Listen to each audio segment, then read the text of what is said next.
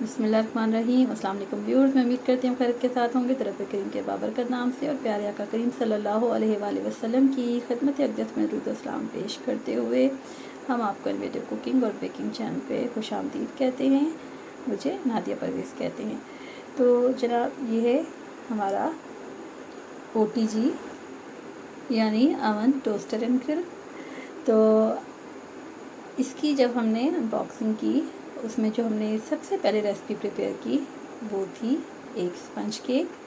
तो इसकी आज हम आपको बिस्मिल्लाह दिखा रहे हैं, और जो इसका बॉक्सिंग वाला है वो हम आपको बाद में दिखाएंगे। और ये सिर्फ ये चीज़ें हैं आपके सामने के टाइमर है इसमें, और ग्रिलर है, और यहाँ पे जो शेल्फ की सेटिंग है, और 6 इसमें रॉड्स हैं, 3 नीचे हैं और 3 ऊपर वाले पोर्शन में हैं, और नीचे आप इसको यहाँ पे टाइमर भी लगा सकते हैं। तो जी, हम स्पंज केक तैयार कर रहे हैं। तो यहाँ पे आप इसे दीवार के ज़्यादा करीब नहीं रखेंगे, और ये बहुत हीट अप हो जाता है, इसलिए आपने इसका पूरा ध्यान रखना है कि इस वक्त यहाँ पे कोई और चूल्हा वगैरह ऑन ना हो। बहुत ही अच्छा हमने इसको पाया। इसमें बड़ा प्यारा सा हमारे पास एक स्पंज केक रेडी हुआ। तो 180 पे हम यहाँ पे रखेंगे। और यहाँ पे जब भी आप न्यू ओवन स्टार्ट करेंगे उसमें आपके पास मेंशन है कि आपने इसको कैसे स्टार्टअप करना है। इसके अंदर आप देख रहे होंगे कि मैंने यहाँ पे बेकिंग ट्रे भी रखी है, और जो उसकी शेल्फ भी है वो भी रखी है, उस पर मेंशन है। और 250 पे आप इसको रख के 30 मिनट्स तक आप इसको प्री हीट करेंगे किसी किस्म की उसमें बेकिंग करने से पहले, ताकि तमाम जो महक है, स्मेल वगैरह निकल जाए। फिर उसको आप ऑफ़ कर देंगे और उसको फिर कूल डाउन होने देंगे। इससे ये होगा कि जो डिश में जो वार्निश वगैरह की जो स्मेल है वो ख़त्म। मज़ीद ये भी कि ऊपर और नीचे के दोनों रॉड्स हम ऑन करेंगे। तो उसके बाद हम यहाँ पे बेकिंग स्टार्ट करेंगे। तो आधे घंटे के बाद हमने फिर बेकिंग स्टार्ट किया, उसको दोबारा से हमने प्री हीट किया, और डिश हम निकाल चुके थे, और एक हमने प्यारा सा इसके लिए मोल्ड भी लिया। और यहाँ पे देखें जी, हमने एग वाइट को सेपरेटली बीट किया, और देखिए वो जब हम उसको टर्न डाउन किया तो वो बिल्कुल भी नहीं गिरा। और एक एग यॉक्स को हमने सेपरेट किया, 3 अंडे लिए, और उसमें हमने वनीला एसेंस ऐड कर लिया। और यहाँ पे जो हाफ़ कप है, यहाँ पे हम शुगर ऐड कर रहे हैं, कैस्टर यानी पिसी हुई चीनी। एक सादा सा हिसाब आपको बिल्कुल बताऊंगी कि आधा पाव यानी कि 125 ग्राम में इक्वलेंट होंगी तमाम चीज़ें। उसमें 3 अंडे जाएंगे, और चाहे ऑयल ले रहे हैं, चाहे आप बटर ले रहे हैं, चाहे आप चीनी ले रहे हैं, चाहे आप मैदा ले रहे हैं, तो 125 ग्राम लेंगे। मैदा क्योंकि वेट में लाइट होता है, इसलिए हम पूरा बड़ा वाला कप लेंगे, अगर आप उसको कप में समझना चाह रहे हैं। और अदरवाइज़ जो स्मॉल जो कप हैं उसके लिए बटर और हम शुगर को ऐड कर रहे हैं। लेकिन ये सब जब आप इसको मेजर करते हैं तो 125 ग्राम होता है, चाहे वो मैदा है, चाहे वो चीनी है, चाहे वो यहाँ पे बटर है, ऑयल है। तो इसको आपने ज़रूर याद रखना है। और इसमें 1 टेबलस्पून हम यहाँ पे बेकिंग पाउडर ऐड करेंगे, और 3-4 दफ़ा हम इसको मैदे के साथ अच्छे से छान लेंगे। ये ज़्यादा फ्लफ़ी बनता है। आपने देखा होगा कि मैंने मैदा बीच में चेंज किया क्योंकि वो मुझे अच्छा नहीं लगा, उसमें कुछ घुन सी महसूस हुई। तो उसको आप बिल्कुल यूज़ ना करें जिसमें हीक हो।